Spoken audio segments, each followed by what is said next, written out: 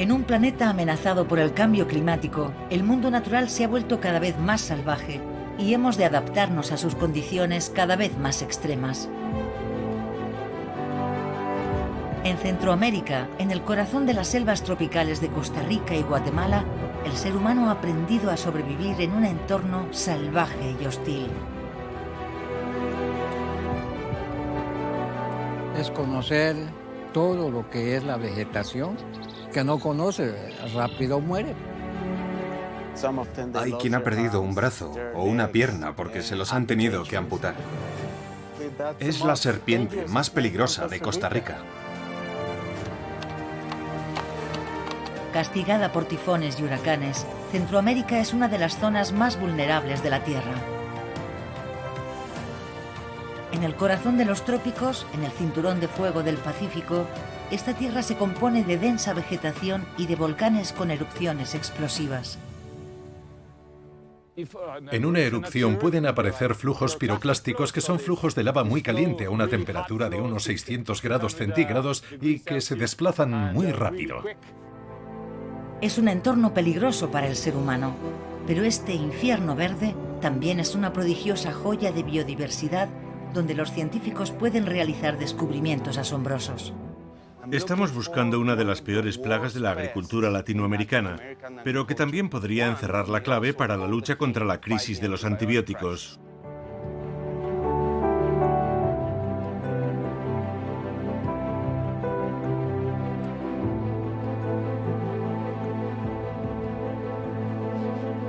Tierras extremas. El infierno verde.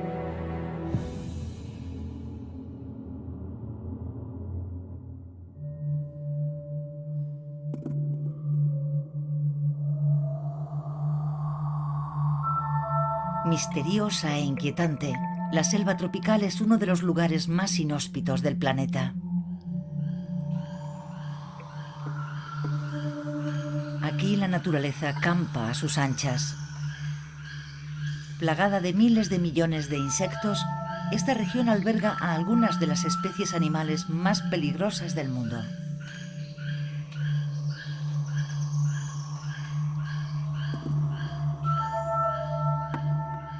En esta atmósfera calurosa, sofocante e infestada de mosquitos, los niveles de humedad superan el 90%. Las precipitaciones mensuales son solo levemente inferiores a las lluvias anuales en París. Es un lugar donde el ser humano no es bienvenido.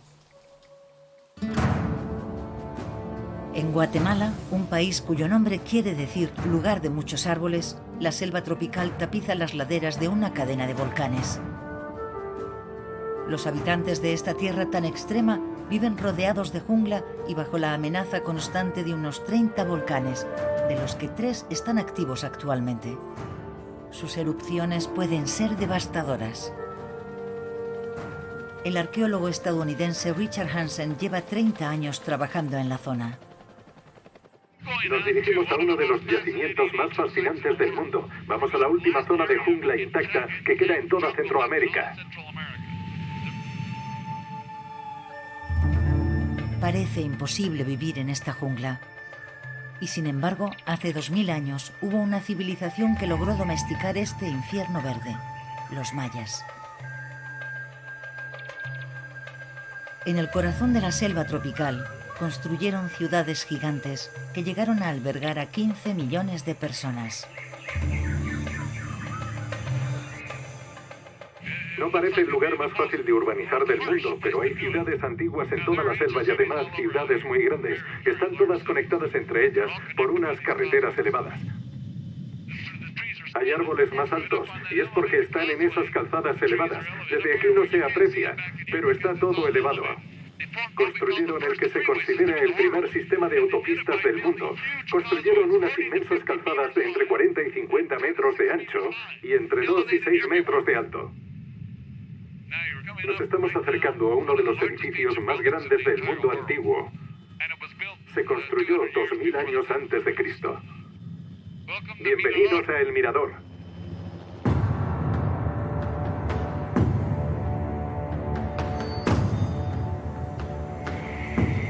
A 2 días de camino de la aldea más cercana, perdida en medio de una jungla pantanosa, está El Mirador, la ciudad más antigua del Nuevo Mundo, conocida como la madre de todas las ciudades mayas. Pensamos que fueron necesarias hasta 15 millones de jornadas de trabajo para construir solo este edificio, sin ruedas, sin carretillas y sin caballos, todo a base de puro trabajo humano. Esta construcción de 72 metros de alto cubre una extensión de casi 2 hectáreas. Es la pirámide más ancha del mundo y la más alta de las Américas. Es un templo construido por los mayas para glorificar a sus dioses. Esta es la cúspide de la capital. En su día debió de estar rodeada de miles de edificios. Somos una pequeña isla de humanidad en medio de un mar verde. La reconquista de la zona por la naturaleza esconde toda la complejidad de estas ciudades antiguas. Hoy la jungla lo cubre todo, pero hace 2 años una tecnología puntera permitió a los arqueólogos realizar una serie de hallazgos fascinantes. Hemos adoptado una nueva tecnología llamada LIDAR. El LIDAR es un dispositivo de penetración luminosa y recuperación de datos que nos permite observar la superficie del suelo a través de la vegetación que lo recubre. Gracias a este sistema, podemos ver el 100% de cada plataforma, de cada calzada, de cada pirámide, de cada casa, de cada presa y canal, del sistema de terrazas. Todo ello se nos revela hoy en su integridad, sepultado bajo la densa vegetación. Ahora podemos ver la historia tal y como sucedió realmente, tal y como se desarrolló aquí. Hasta hoy no habíamos podido ver nada.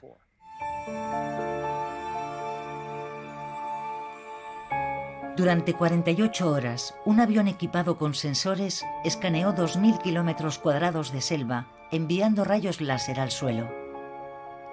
Los rayos atraviesan la vegetación, rebotan en la superficie de la Tierra y regresan al transmisor, registrando las más ínfimas variaciones en el relieve y revelando un mapa de los cimientos de las ciudades mayas.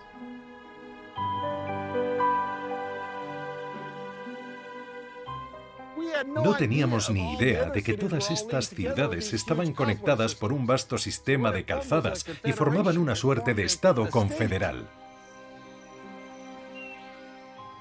Sabemos dónde cultivaban el algodón, dónde cultivaban el maíz, las judías y el chocolate, dónde cultivaban las palmeras. Esto les dio el suficiente poder económico como para convertirse en un superestado siglos antes de Cristo.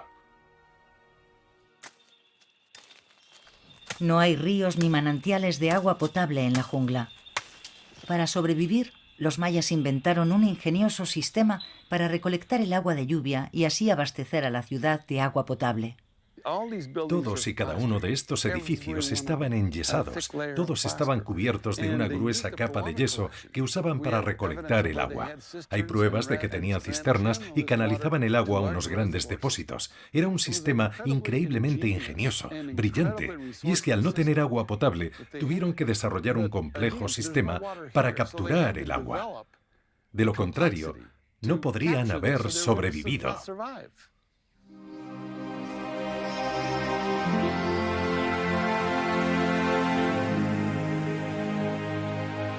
Hoy solo quedan las ruinas de las ciudades mayas. Ahora bien, ¿por qué desertaron de estas espléndidas ciudades? El misterio sigue abierto. Los descendientes de la civilización maya todavía viven aquí.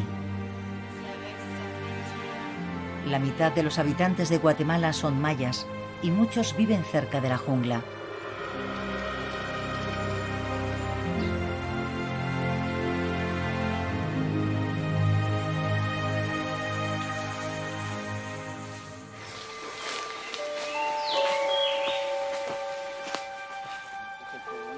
Reginaldo Chayaxuex y su hermano son sanadores mayas.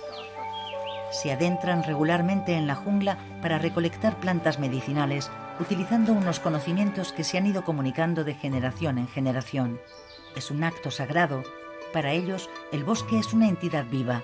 Por ello, antes de poder cortar una planta, le tienen que pedir permiso a la tierra a través de un ritual.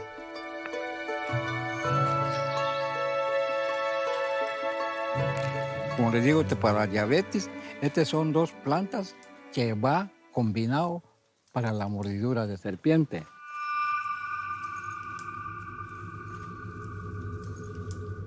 Por eso tenemos esta gran reserva, porque es un banco para nosotros de plantas medicinales. Y vuestros abuelos, vuestros antepasados sobrevivieron con muchas plantas. Estos mayas usan cerca de 200 plantas en la elaboración de sus medicamentos. Cada uno de ellos contiene un ingrediente activo. Aunque han aprendido a sobrevivir en la jungla, también son conscientes de sus peligros. Es una planta tóxica, que esto es como que le cae alguna agua de picante en la vista de uno. Y en la piel, peor todavía. En el instante no se siente, pero al otro día se amanece como que le haya caído agua caliente uno en la piel, como que se esponja la piel con agua. Y este es el peligroso de esto, ¿no? Con una narita que entra en los ojos y ya se fregó, como que quema.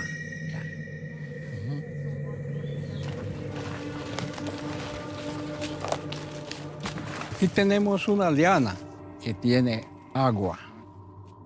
Se le terminó el agua, no busca dónde tomar agua, la sequía lo domina, ¿ya?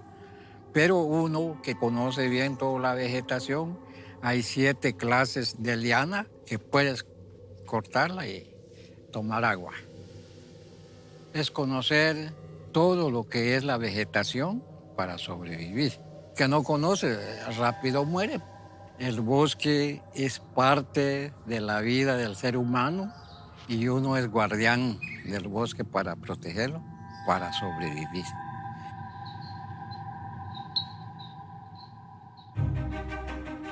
La jungla produce los venenos más poderosos que conocemos, pero también aporta el 50% de los medicamentos disponibles. La selva tropical es el ecosistema más rico del mundo. Alberga 40.000 tipos diferentes de árboles, 30 millones de especies de insectos y más de 300 reptiles. Muchos de estos animales son peligrosos para el ser humano. En Costa Rica, una pequeña nación de unos 5 millones de habitantes, la ciencia ha convertido esta amenaza en una baza. El Instituto de Investigación Clodomiro Picado es líder mundial en la producción de antivenenos.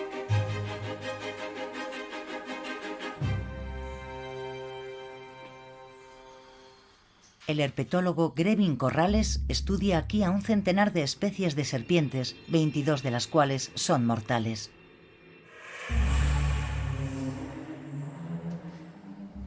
En esta sala es donde guardan a las cascabeles mudas, las víboras más grandes del mundo. Este es un macho adulto y mide más de 2 metros. La cascabel muda es una de las serpientes más peligrosas del mundo. Con una sola mordedura, es capaz de paralizar órganos vitales en cuestión de minutos. Hasta el veneno de una cascabel recién nacida que acaba de romper el cascarón puede ser fatal. A los 20 minutos, por lo general, la persona se pone a sangrar y le entran fuertes dolores. Sufre diarrea, vómitos y hasta tomando el tratamiento antiveneno tendrá problemas en el sistema urinario. Este instituto es el único en América Central que elabora antivenenos. Cada veneno contiene toxinas diferentes, por lo que requiere un antídoto específico. Grevin y sus compañeros exploran regularmente la jungla en busca de serpientes para enriquecer su vivario.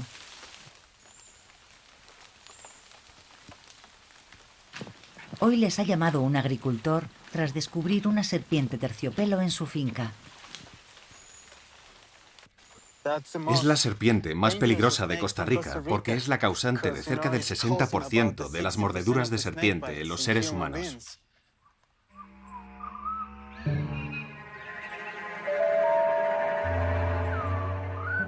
Son unos animales que están activos por la noche. Ahora mismo estarán escondidas en sus madrigueras, así que este es el entorno perfecto para estas serpientes. Contrariamente a otras especies que huyen cuando oyen que se acerca un humano, las terciopelos se mantienen firmes para defender su territorio. El problema es que cuando una persona se asusta, se sobresalta.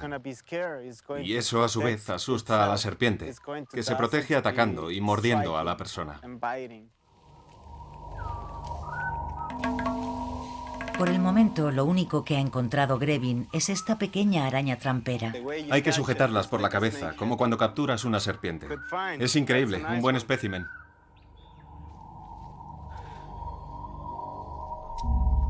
Danilo. Pero al cabo de media hora de búsqueda, el científico localiza por fin a la serpiente. ¿A dónde ponemos la caja? Es bastante grande. El veneno de la serpiente terciopelo puede causar hemorragias y, en los casos más graves, la muerte.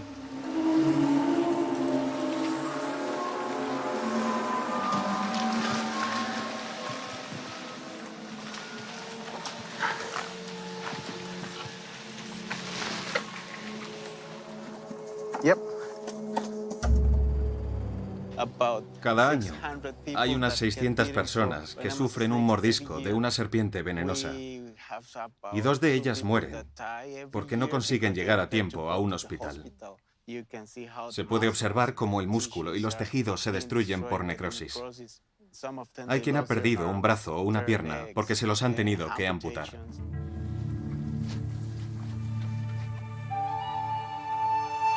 Para lidiar con esta amenaza hay que tomar medidas proactivas. La única forma de salvar vidas es desarrollando un antídoto. Y para eso hay que extraer el veneno de la serpiente. Este proceso solo se puede repetir 3 veces al año. Ahora mismo la serpiente está despierta y es muy agresiva. Nos puede atacar. Puede tratar de escapar de la habitación. Es un proceso tan estresante para las serpientes que a veces pueden llegar a morir.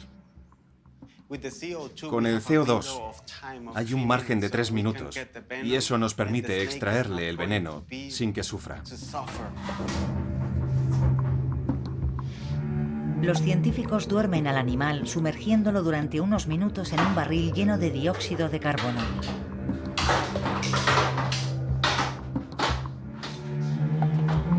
Una vez dormida la serpiente, se puede manipular.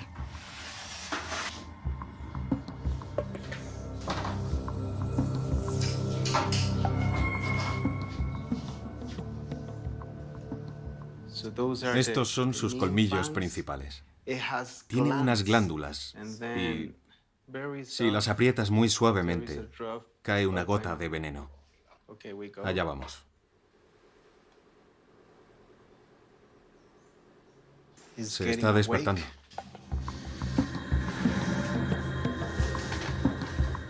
La mitad de las 90.000 dosis de antiveneno que produce al año este instituto se exportan a África y Asia, donde se usan para tratar a los más pobres. No es un mercado lucrativo, por lo que ha sido descuidado por las compañías farmacéuticas.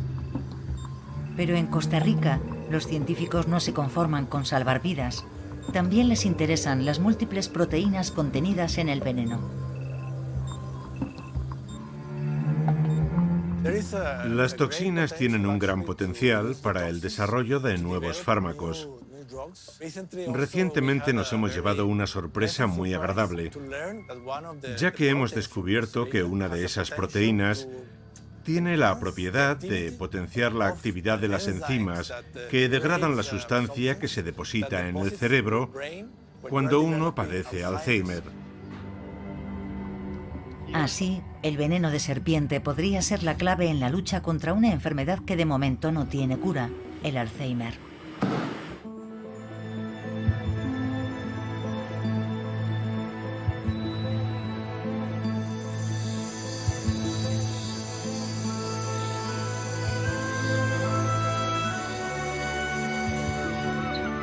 Surgidas hace 100 millones de años, las selvas tropicales son un increíble laboratorio para el ser humano.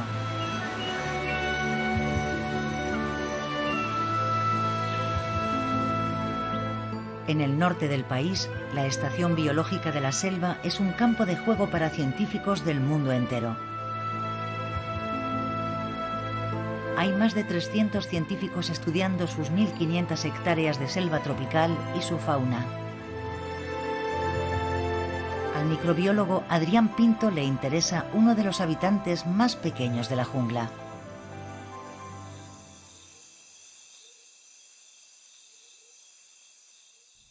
Estamos buscando una de las peores plagas de la agricultura latinoamericana, pero que también podría encerrar la clave para la lucha contra la crisis de los antibióticos. La hormiga cortadora de hojas es una especie que vive principalmente en los trópicos. Sus colonias pueden tener hasta 8 millones de individuos. En la selva tropical, las colonias de hormigas cortadoras de hojas son importantes a la hora de reciclar la materia orgánica. También ayudan a sanear la vegetación y ayudan a orear la tierra, lo que mejora su calidad. Sin embargo, en las explotaciones agrícolas se convierten en un problema para el ser humano. Pueden cortar las hojas, todas las hojas de un árbol, en una sola noche antes de pasar al siguiente.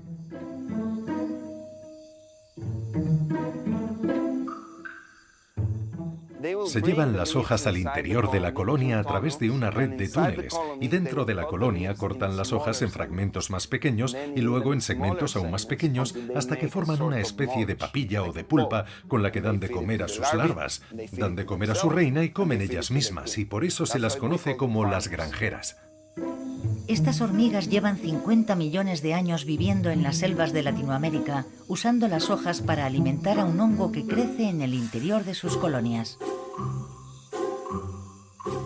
Y aquí tenemos la cámara, el jardín donde cultivan su hongo. Los científicos están interesados en una sustancia presente en este hongo.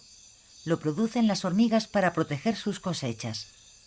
Por desgracia para las hormigas hay muchos otros tipos de hongos que estarían encantados de invadir su colonia, por lo que se han tenido que adaptar y han desarrollado diversas estrategias para luchar contra los microbios malos y beneficiar a los hongos que cultivan. Una de sus soluciones más interesantes para lidiar con estos hongos oportunistas que tratan de comerse su comida es emplear otro microbio, en este caso una bacteria, una que produce antibióticos contra los hongos oportunistas, contra los hongos malos que tratan de robarles la comida. En 2016, cuando el microbiólogo descubrió esta molécula, la bautizó como selvamicina, en honor a la Estación Biológica de la Selva, donde estudia a estas hormigas. Fue un hallazgo importante. Las propiedades antifúngicas y antibacterianas de una bacteria que se halla en el tórax de este diminuto insecto han resultado ser extraordinarias. La selvamicina es un agente muy prometedor para tratar un patógeno, una enfermedad de los humanos llamada candidiasis. El cándida es un hongo malo y difícil de tratar, especialmente en los más jóvenes, los niños y bebés, y también en la gente mayor o en la gente que tiene problemas de defensas. ¿Y por qué es este el antibiótico del futuro? No hemos explorado todavía los antibióticos elaborados con bacterias que viven dentro de los insectos. Por eso creemos que nuestros patógenos, nuestros parásitos, no se han visto expuestos a esos antibióticos, con lo cual es menos probable que sean resistentes. Otro aspecto importante es la manera en la que las hormigas utilizan estos antibióticos. Las hormigas no van y matan todos los microbios de su colonia, se centran solo en el malo, mientras que los humanos no hacemos eso. Nosotros matamos a todos los microbios a la vez, sin preocuparnos de si son beneficiosos o, por el contrario, patógenos.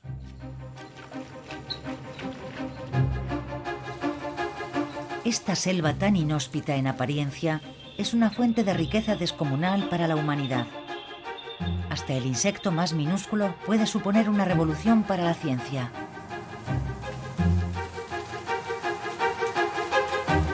Solo en Costa Rica se encuentra el 6% de toda la biodiversidad del mundo.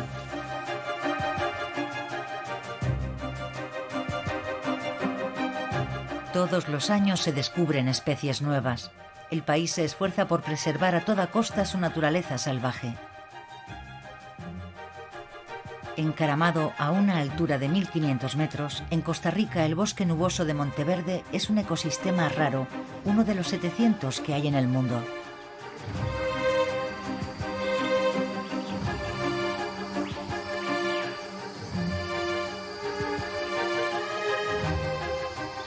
Estas selvas son las más ricas del mundo, pero también las más vulnerables al cambio climático.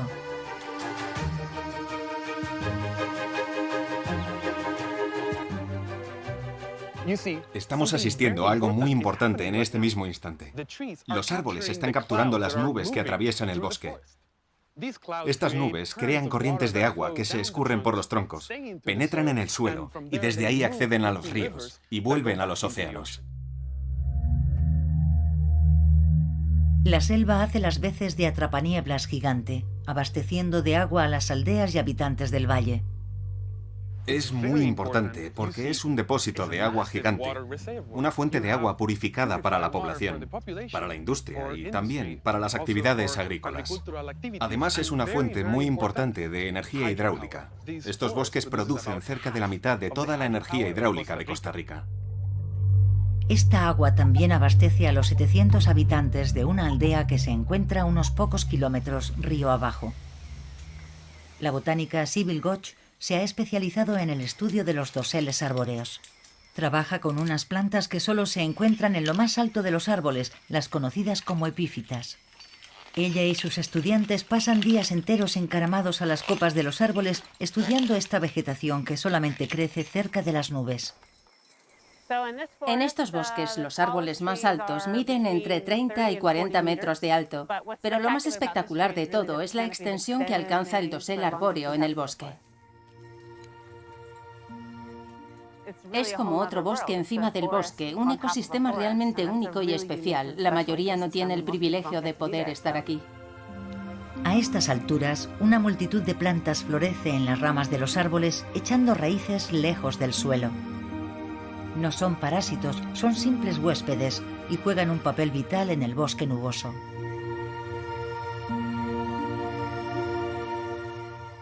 La superficie de las hojas captura el agua de las nubes cuando éstas atraviesan el bosque, y no son solo las plantas vasculares como estas las que pueden cargar varias veces con su propio peso en agua, también los musgos y otras plantas que se ven por aquí. Sabemos que las plantas epífitas desempeñan un papel importante en el ciclo de los nutrientes y en el del agua. Cuando se pone a llover muy fuerte, puede pasar una hora antes de que alcance el suelo. Esto nos da una idea de lo eficiente que es el dosel para almacenar el agua.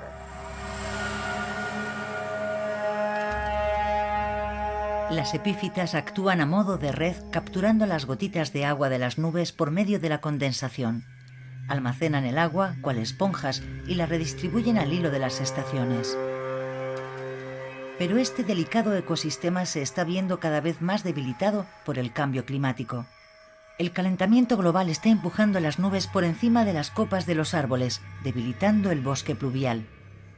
Hay constancia de que el banco de nubes está desplazándose hacia arriba en esta zona, por lo que sabemos.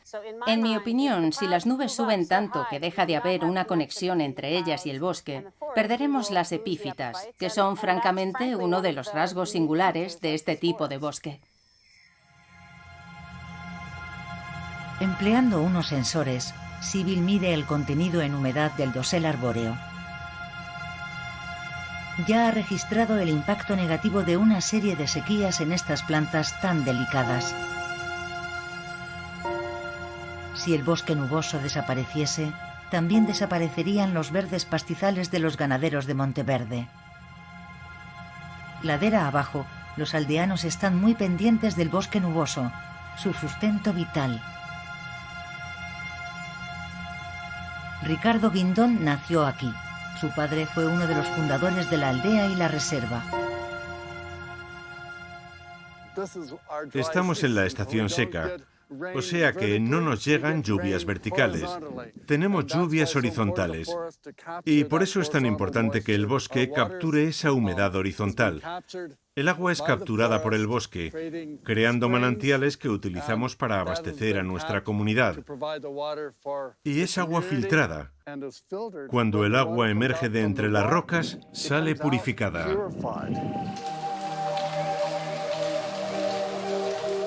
Hace 40 años, los habitantes de Monteverde convirtieron el bosque en una reserva biológica intocable.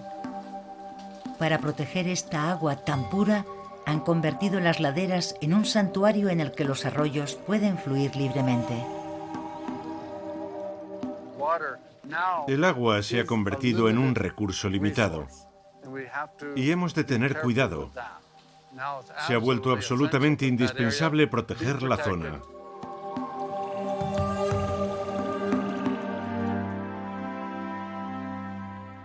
El clima tropical y el frondoso bosque pluvial que cubren Centroamérica pueden atribuirse a esta agua, pero también a la situación de la región en pleno cinturón de fuego del Pacífico.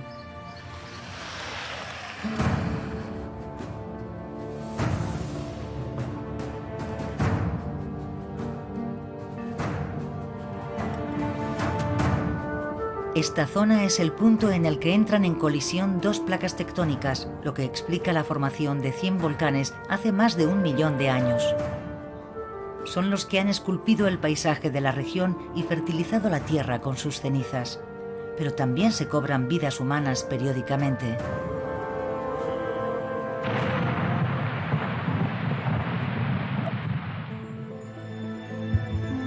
Cerca de San José, la capital del país, dos volcanes, el Irazú y el Turrialba, plantean una amenaza para miles de personas. Por eso han de supervisarlos constantemente.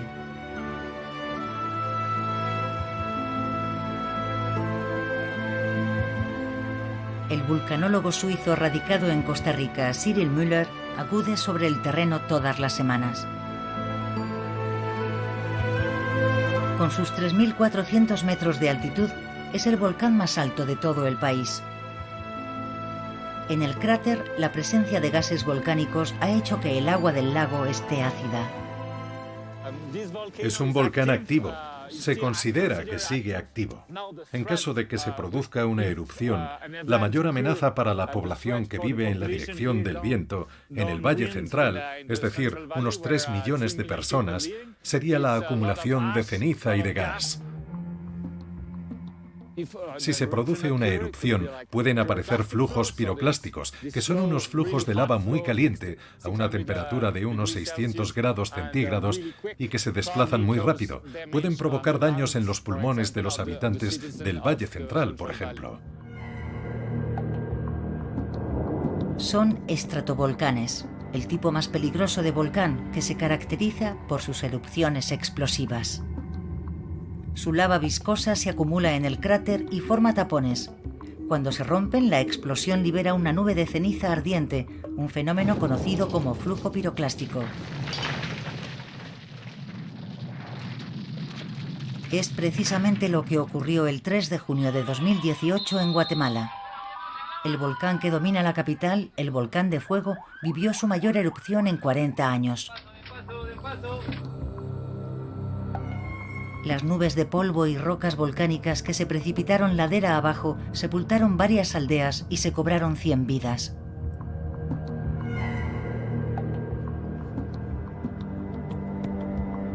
Los vulcanólogos supervisan constantemente la zona con la esperanza de prevenir este tipo de desastres. En Costa Rica, a solo 5 kilómetros del Irazú, se alza el volcán Turrialba, la Torre Blanca. Es el volcán más vigilado del país.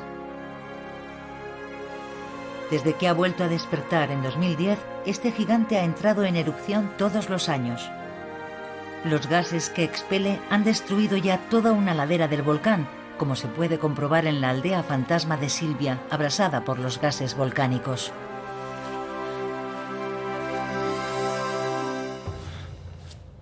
Estamos a 2 o 3 kilómetros del volcán, o sea que estamos bastante cerca. Las casas que tenemos a nuestras espaldas fueron abandonadas progresivamente cuando se intensificó la actividad del volcán Turrialba.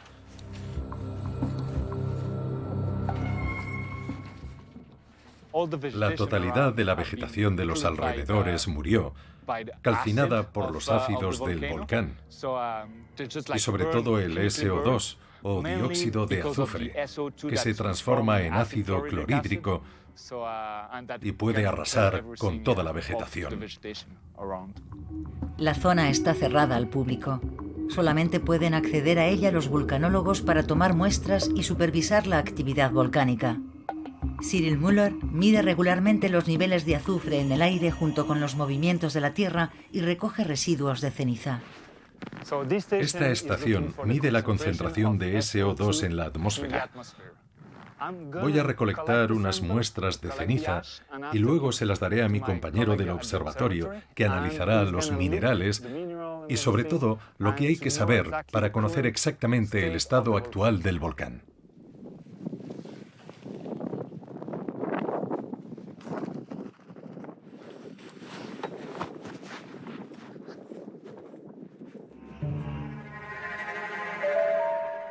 Hola, Geoffroy, ¿qué tal? Genial, ¿y tú? Genial, te traigo unas muestras de ceniza. El vulcanólogo francés Geoffroy Havard registra todos los datos sobre los volcanes activos en el país. Esta es solo una de las múltiples muestras que tomamos. Lo que hacemos en el observatorio es registrar cada evento volcánico que se produce, con la idea de hacer un seguimiento, de ver su evolución en el tiempo. Básicamente, lo que nos interesa es saber qué elementos hay en la muestra que nos puedan aportar datos útiles sobre la actividad volcánica, la fase actual de actividad del volcán. Cuando el volcán está activo y el cráter está taponado, los gases volcánicos emitidos por el magma quedan atrapados debajo del tapón, lo que aumenta la presión. La acidez de estos gases le da un tono más claro a las rocas. Así, en función del color de las muestras de ceniza, los científicos pueden determinar si se ha formado un tapón o no. Geoffroy Havard tamiza las cenizas para separar las partículas y examinarlas al microscopio.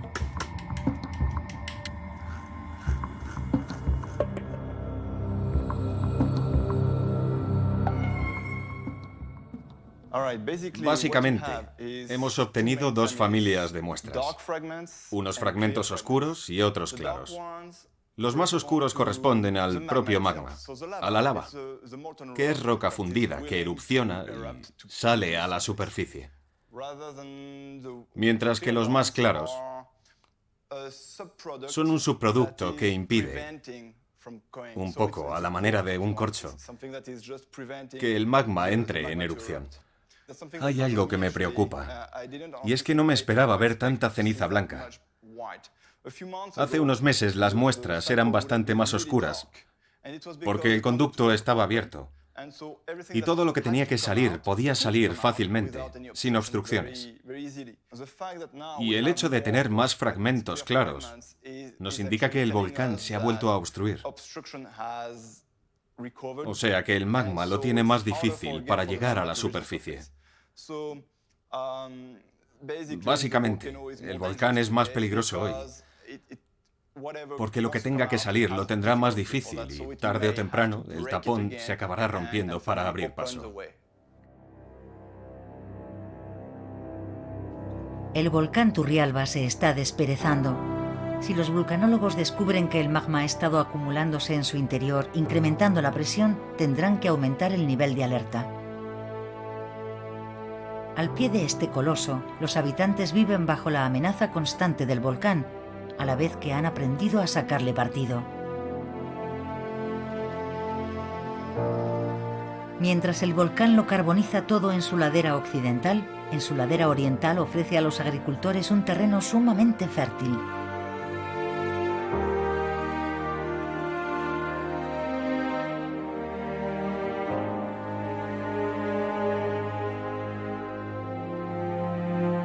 Alfredo Alvarado es profesor de agronomía y está muy familiarizado con este terreno volcánico. A unos pocos cientos de metros del cráter pueden detectarse diferentes capas en la roca. El material oscuro de la parte superior, que procede de la actividad reciente del volcán, es más fino que el de la parte inferior. Como veis, hay bloques, lo que quiere decir que fue una erupción volcánica explosiva y, por tanto, que la composición es diferente. El material oscuro de la parte superior tiene una concentración elevada de sílice, aluminio y hierro, que son los tres componentes principales, y después están los menores: calcio, magnesio y fósforo. Con el tiempo, la capa de ceniza volcánica se va desmenuzando. Arrastrados por el agua, sus nutrientes se depositan en la zona debajo del cráter.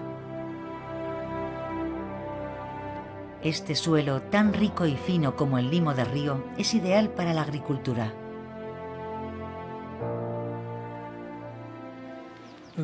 Mirad, esta es la ceniza más reciente.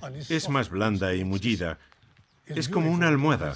La podrías utilizar para dormir. La densidad es tan baja que es lo que llamamos un suelo friable, o sea que es fácil de arar. ¿Veis? No hace falta tractor. Y aún hay otros 2,5 metros de profundidad. Por eso se queda aquí la gente. No tienen ninguna razón para marcharse, a menos que se vean obligados a ello. Para mí, esta es la mejor tierra del mundo. Los agricultores de la región están acostumbrados a vivir bajo esta amenaza constante. Pues no es que no importa, lo que pasa es que, bueno, tal vez es que la generación mía no ha visto, en realidad, uno no le pone mente a eso. La verdad es que uno, como dice la gente, uno trabaja con lo que tiene. Sí, esto es lo que tenemos aquí.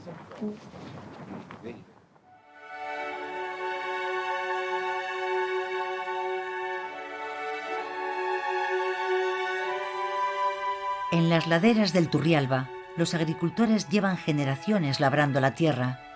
Cultivan verduras y café. En el grano de oro, como se le conoce aquí, es donde reside la verdadera riqueza de estos volcanes. El café que se cultiva en este suelo volcánico ha hecho famoso al país. Esta tierra es conocida por producir el mejor café del mundo. Estos granos pueden llegar a valer 400 euros el kilo. El café cultivado en la hacienda Chiares se exporta por todo el planeta.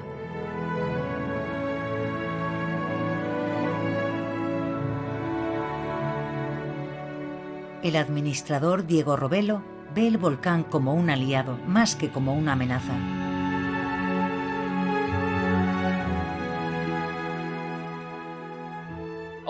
En toda Costa Rica, el mejor café es el que se cultiva en las laderas de los volcanes, ya que produce una infusión rica, muy dulce y ácida, que sabe un poco a canela y a frutos secos.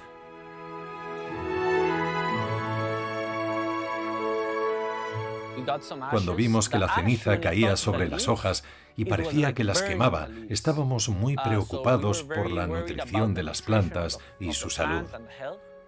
Pero al final resultó una buena cosecha de café, y el café tenía un sabor un poco más complejo, más ácido. Estaba muy rico, buenísimo.